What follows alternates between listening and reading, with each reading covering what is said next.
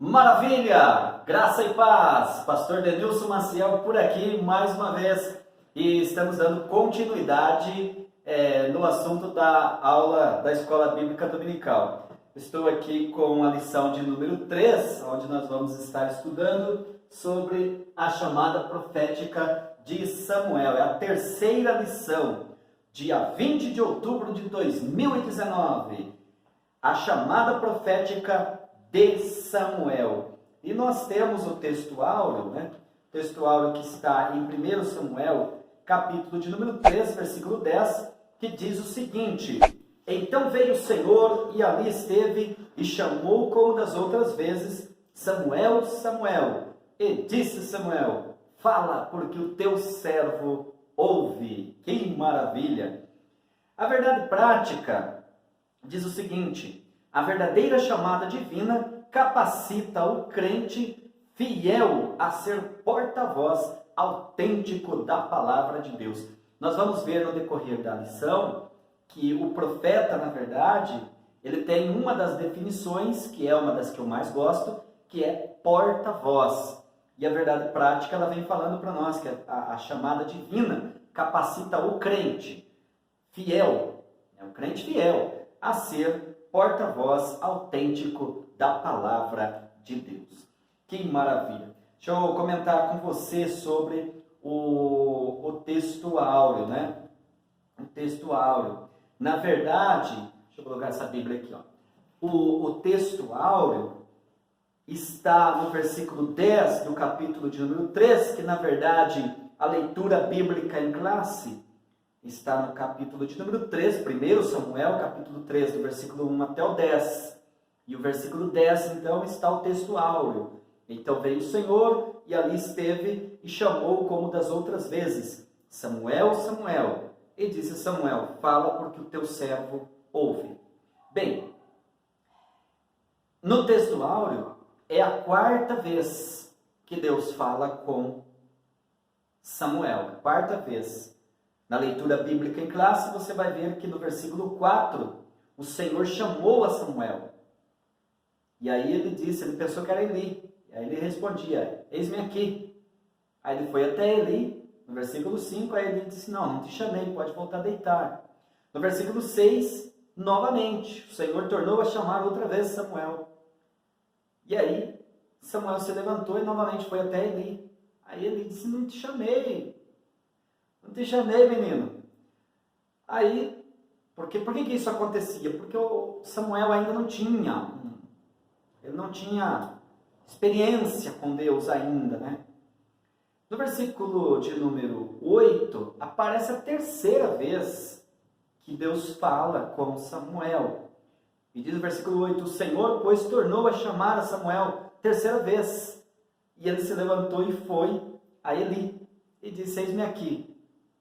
Por que tu me chamaste? Se é eu, dizia, já é a terceira vez, meu senhor? Mas ele foi educadamente, se o senhor me chamou. Na verdade, o Eli que entendeu que era Deus que estava chamando o menino para um mistério. Para um ministério, mas tinha um mistério ali. Então aí ele orientou: olha, você volte a deitar, e se caso te chamar, você vai falar desta maneira: Fala, porque o teu servo ouve. Então foi isso que aconteceu. Aí no versículo 10, mas aí me chama a atenção, porque o versículo 10, que está o texto áureo, diz assim: Então veio o Senhor e ali esteve. E aí eu quero chamar a sua atenção para nós pensar um pouco mais com relação a isso. A palavra está dizendo que Deus se manifestou aqui e veio o Senhor e ali esteve. Aí os estudiosos da Bíblia dizem que certamente foi a glória de Deus que se manifestou ali naquele local onde estava Samuel. Não está claro, mas dá essa ideia. Ou então, sei lá, se Deus se manifestou teofanicamente na pessoa de um anjo, ou outras formas, Porque Deus é poderoso. O fato é que diz o texto: Então veio o Senhor e ali esteve, chamou como das outras vezes, Samuel, Samuel. E aí então Samuel respondeu, porque ele já estava orientado pelo seu mentor, que era Eli. disse, fala que o teu servo ouve. Então, assim que aconteceu a brilhante chamada de Samuel para o ministério profético. Que maravilha! Então, chamada profética de Samuel. Meus queridos amigos professores, o ministério profético foi dado por Deus à igreja. Então, a escola dominical ela tem essa proposta, nós aprendermos assuntos fundamentais do Antigo Testamento, mas levando para uma aplicação para os nossos dias. E como nós somos igreja, então também existe o ministério profético na igreja. Entretanto, esse ministério é dado também por Deus, sem sombra de dúvida. E a lição de hoje diz respeito ao ministério profético de Samuel, logicamente, e quando ele também foi separado para a obra. Mas também nós vemos que ao longo das Escrituras Sagradas, Deus levantou outros homens, outras mulheres, para que fossem portadores, ou seja, porta-voz da palavra de Deus para com o seu povo, para com o povo de Deus.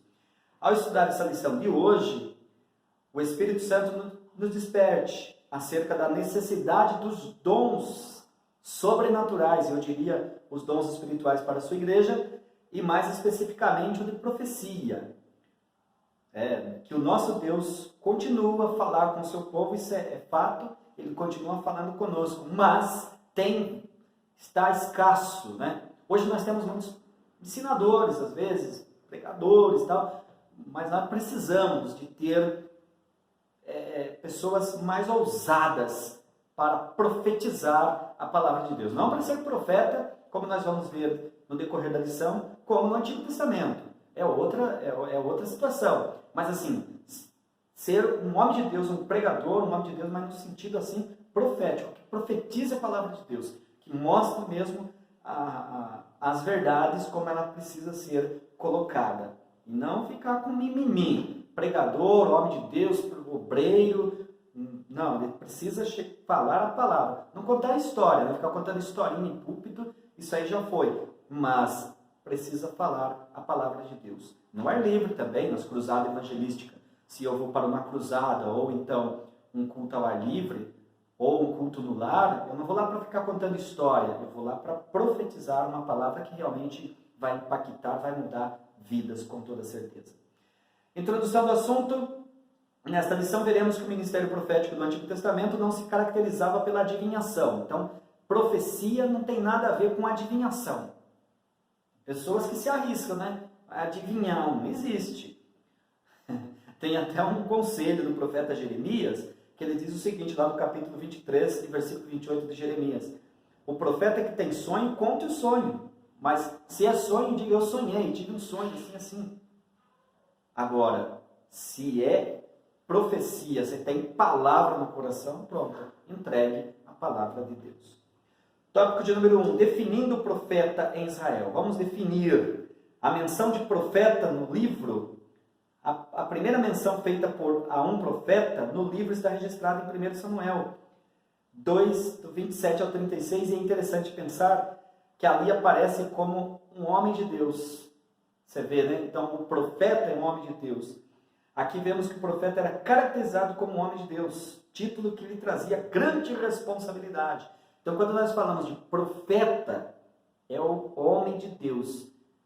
Tem muitos hoje no Brasil e no mundo, mas ainda tem vaga para verdadeiros homens de Deus, verdadeiros profetas. E diz aqui que Samuel iniciou basicamente a sua carreira assim, porque foi ele que falou essa palavra, inclusive falou com Eli, foi depois foi ele que comentou com Eli essa palavra dura. E depois ele teve ainda a experiência mais profunda, quando Deus chama ele especificamente. Bom, subitem 2, definição de profeta. De modo geral, a palavra do hebraico para profeta é nabi. Etimologicamente, a definição é incerta e existem vários outros termos para com a palavra profeta. Agora, traduzindo para o nosso português, existem vários termos que podem ser aplicados a profeta. Por exemplo, orador, né, pode ser chamado de profeta, mensageiro, aquele que fala em nome de Deus, porta-voz de Deus. Eu particularmente gosto dessa definição, porta-voz de Deus. Então, o profeta é o porta-voz de Deus, Samuel foi um porta-voz de Deus. Subitem 3, Samuel e os demais profetas. Com Samuel, deu-se início à prática dos profetas ungirem reis. Então, esse foi algo que marcou no ministério profético de Samuel. É com Samuel que começa essa prática da unção aos reis. Nós vamos ver aí nas próximas lições que o primeiro rei que foi ungido foi Saul, e depois Davi, enfim, depois segue com os demais profetas que vão suceder suceder Samuel. Tivemos depois muitos outros casos que não vamos comentar agora. Então, resumindo, o profeta é o que fala em nome do Senhor, que fala em nome de Deus, né? Porta-voz de Deus. E, importante analisar que Samuel, então, com Samuel deu-se o início da prática de os profetas ungirem a rei. Eu costumo dizer o seguinte, já não bastava essa responsabilidade de entregar a mensagem coerente, aquilo que realmente Deus quer para com o seu povo, mas agora também essa responsabilidade de ungir um rei. Não podia errar, né? Tópico de número 2. O desenvolvimento do ministério de Samuel. Subitem 1. O crescimento profético de Samuel. Se os filhos do sacerdote Eli praticavam pecados abomináveis, o jovem Samuel crescia com uma integridade diante de Deus e do seu povo. É o que eu sempre digo. Você vê, olha que meio que cresceu Samuel. Samuel, ele poderia se espelhar, né? Ele deveria se espelhar em uma família do sacerdote, mas já estavam aprontando muitas barbaridades, mas ele não se deixou contaminar. Foi semelhante a Daniel e os seus 3 companheiros quando foram levados lá para a Babilônia. Não se contaminaram com o manjar do rei. Então, a questão é a seguinte, quem tem chamada, quem é consagrado, e quem aprende com a mãe, aprende com o pai, vai para a escola dominical desde cedo, tem uma chamada, é vocacionado, venha o que vier. Olha, pode ter fragilidade, pode ter os levantes, as adversidades, pode até cair, claro, porque é humano, mas ele sabe aonde ele vai chegar, ele não vai se deixar levar por esse mundo caótico, esse mundo horrível que está o mundo de pecado. Então, os que têm chamada de Deus, é possível se manter fiel na presença do Senhor. Subitem 2, a formação profética de Samuel. Samuel aprendeu com Eli, ele foi formado pelo velho sacerdote, assim como Paulo aprendeu aos pés de Gamaliel. Aqui é uma outra lição. Então, a gente sempre analisa e olha, poxa, Samuel foi um grande homem, se destacou, 3 ofícios e tal, um homem especial, um divisor de água para Israel. Mas ele teve a humildade, teve a graça de ouvir o homem de Deus, mesmo que, lógico que ele não sabia disso, né? Mas nós, estudando a palavra de Deus, vamos ver que Eli já estava, assim, entre aspas, já reprovado, né? Com seus dias contados para parar o seu ministério, porque perdeu o cajado, né? Mas mesmo assim, Samuel aprendeu tudo que tinha direito com Eli, e daí então, grande sucesso de Samuel. E essa lição serve para todos nós. É imprescindível nós aprendermos com quem já construiu história. Eu sei que o vídeo é para todas as denominações evangélicas e também todas as religiões, é aberto ao público. Mas eu particularmente pertenço à Igreja Assembleia de Deus. E na Assembleia de Deus, hoje, atualmente, neste ano de 2019, nós temos vários homens de Deus que estão na frente do trabalho. Veteranos, principalmente pastores presidentes. Eu poderia citar alguns nomes aqui, mas não vou. Mas eu tenho grande respeito e admiração. Tem muitos deles que estão aí na casa dos seus 70 anos, 75, 85, 90. E o meu pastor, que foi meu pastor aqui da região de Jundiaí, pastor Eliseu Queiroz de Souza, partiu para a glória com mais de 100 anos de idade. Então, quer dizer, esses homens, sempre nós temos que ter o maior respeito, porque eles tiveram história, eles construíram a história. Hoje em dia me dói ver essa rapaziada nova, vai lá, faz um curso teológico e tal, faz mestrado, bacharel em teologia, não sei o que e tal. Depois ele não tem, ele não tem bom senso para ir num culto de doutrina, para ir num culto de ensinamento, para ouvir o seu pastor.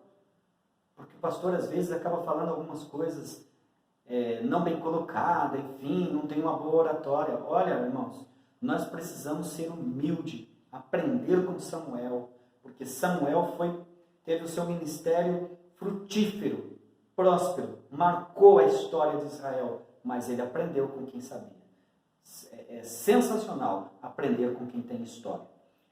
A disciplina de Samuel, ainda jovem, Samuel já se mostrava disciplinado. Ele mostra aqui que ele aprendeu. Ao ouvir uma voz que o chamava pelo nome, pensando que fosse a de Eli, por 3 vezes se dirigiu a ele, com todo respeito e temor. Que é o que eu disse, eu mostrei ali no texto áureo, na explanação do texto áureo, né? Foram 4 vezes que Deus chamou.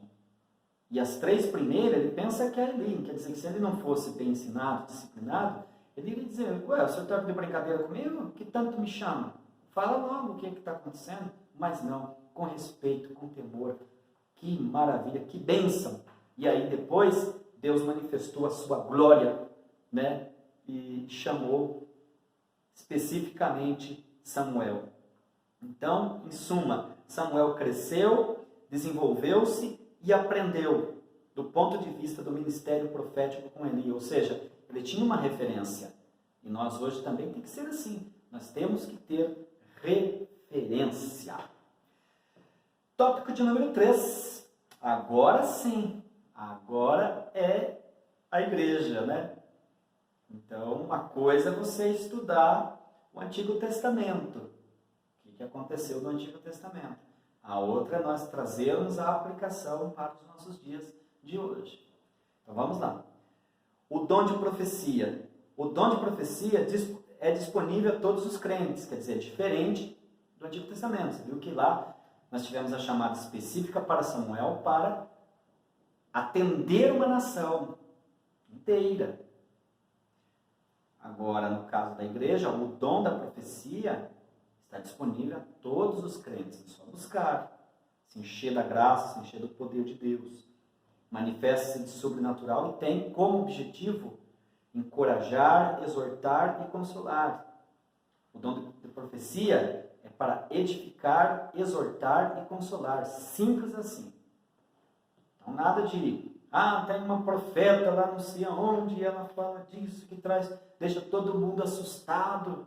Então está errado, porque a palavra de Deus diz que a profecia, principalmente o dom de profecia, e a profecia na igreja é para consolar, para exortar e para edificar, trazer edificação para o corpo de Cristo, que é a igreja. Deus fala com a igreja nesses últimos dias, fala com o seu povo. Subitem 2, o ministério de profeta no Novo Testamento. Aqui eu peço a sua atenção assim um pouquinho dobrado. Não somente comigo aqui, mas nos seus estudos aí, né? Porque nada contra, né? Não desrespeitando o trabalho brilhantemente, bem elaborado do nosso querido pastor Osiel e todos aqueles que compõem para ficar um material pronto para nós, mas eu fiquei preocupado aqui com algumas colocações. Vamos lá.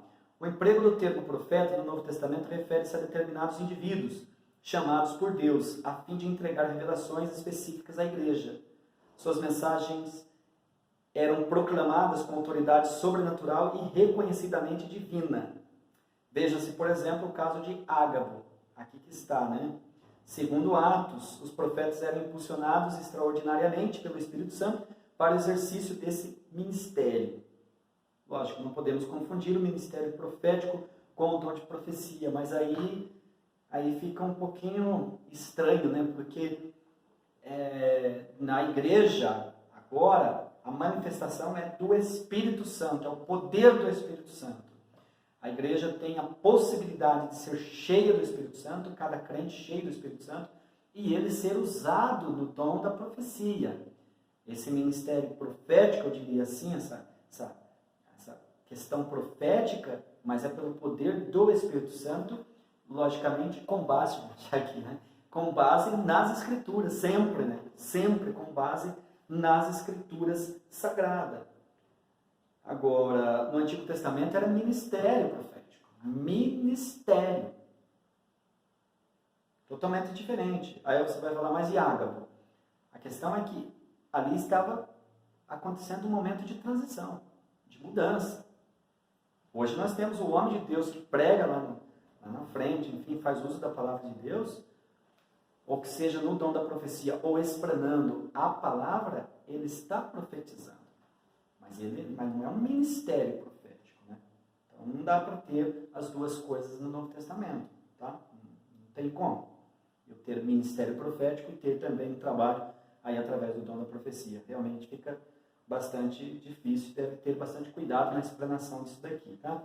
Onde estão os profetas? Hoje o Senhor continua a falar à sua igreja por meio do ministério profético. E diz aqui ainda, mais perigoso aqui ainda temos homens que a semelhança de Ágabo. Olha, Ágabo estava no período de transição. Agora, você dizer que hoje ainda nós temos homens à semelhança de Ágabo, que transmitem enunciados proféticos de maneira sobrenatural e extraordinariamente, todavia eles não possuem autoridade de canônica da Bíblia Sagrada. Olha aí, a única regra infalível de fé e prática reconhecida pela Igreja de Cristo. Toda locução profética é passível de julgamento à luz da Bíblia Sagrada. Então, meu irmão, eu, no meu particular pensamento, é o trabalho da pregação da palavra de Deus, ou, no mínimo, pode ser uma pessoa usada nos dons espirituais, né? Principalmente o dom da profecia, desde que seja com base nas Escrituras. Simples assim. Não tem, eu não alimento essa ideia de que hoje nós temos pessoas semelhante a Ágabo e daí já semelhante ao profeta lá do Antigo Testamento. Não, esse período já foi. Tá? A profecia é uma necessidade perante os nossos dias. Sim, isso aí é fato, né? Fato, real, e precisa que se levante homens de Deus com graça para profetizar a palavra de Deus, falar com autoridade. Então, em suma, o Senhor continua a falar à sua igreja, tanto por meio do dom de profecia, e aí diz o irmão aqui, quanto pelo ministério profético. Mas, por favor, ministério profético, eu penso que precisa estar enquadrado no trabalho do pastor, do pregador, do conferencista, até do professor da escola dominical, do professor de teologia, e assim sucessivamente. Mas não um ministério profético. Fulano foi consagrado profeta. Olha, fulano é profeta. Não dá. Simplesmente não dá. Tudo bem? Maravilha. Vamos ver aqui. Eu estou de forma diferente hoje aqui lecionando. Então, na conclusão é o seguinte. Conclusão. Onde estão os crentes usados por Deus para falar extraordinariamente ao seu povo? Isso aqui é uma provocação. Onde que estão esses crentes? Mas cadê o vaso? Cadê o vaso, né? Nesses últimos dias, precisamos de obreiros fiéis que busquem os dons do Espírito. Entretanto, estejamos vigilantes. Precisa estar atento, porque tem muitos falsos profetas, hein? Falsos profetas. Aí a necessidade de estar na escola dominical, para saber discernir quem é quem.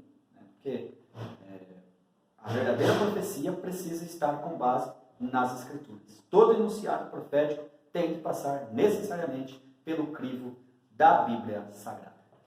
Que Deus te abençoe e te guarde, que você tenha uma excelente aula da Escola Bíblica Dominical. Se você mora aqui na cidade de Cabreúva, eu te convido você a estar comigo na Rua França, 615, bairro Vilarejo, domingo às 8h30. Escola Bíblica Dominical. Tem para os adultos, tem para as crianças, tem para todos. E à noite, às 18h30, o grande culto da família também. E se você deseja estudar conosco, eu estou gravando esta aula diretamente da nossa sala, humilde sala de aula. Nós temos aqui curso de teologia, capelania e vários outros cursos. Tá certo? Curta o vídeo, se inscreva e continue conosco. Que Deus te abençoe. E até o próximo vídeo. Música